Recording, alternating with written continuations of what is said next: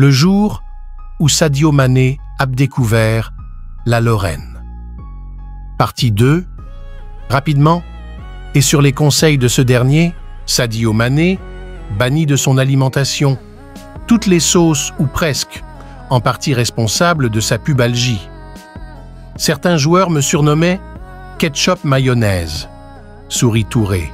Plusieurs mois après son arrivée en France et par un glacial soir de janvier 2012, Mané effectue enfin ses débuts en Ligue 2 lors d'un match perdu à domicile face à Bastia d'Izihojouan.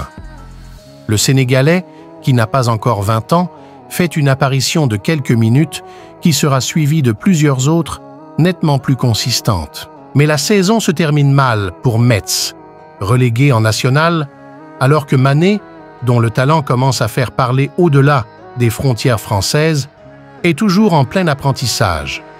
Dans le quotidien L'Équipe, plusieurs de ses anciens coéquipiers messins admettent aujourd'hui s'être trompés sur lui. « Je pensais qu'il finirait comme un bon joueur de Ligue 1, pas plus », expliquait en avril dernier Pierre Boubi au quotidien sportif français. Mané ne jouera jamais en L1 française.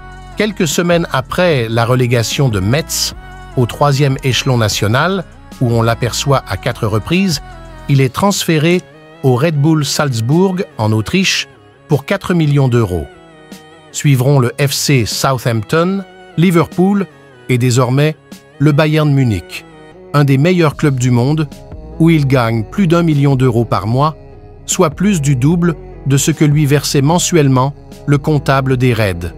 Loin, très loin, des 800 euros du FC Metz. Un an après son arrivée très médiatisée au Bayern Munich, qu'il avait acheté 30 millions d'euros à Liverpool, Sadio Mané quitte le meilleur club allemand avec qui il était sous contrat jusqu'en juin 2025.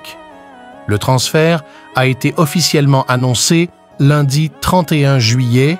Le Sénégalais de 31 ans, champion d'Afrique avec les Lions de la Teranga en 2022, jouera les 2 prochaines saisons au club d'Al Nassr à Riyad, aux côtés du Portugais Cristiano Ronaldo.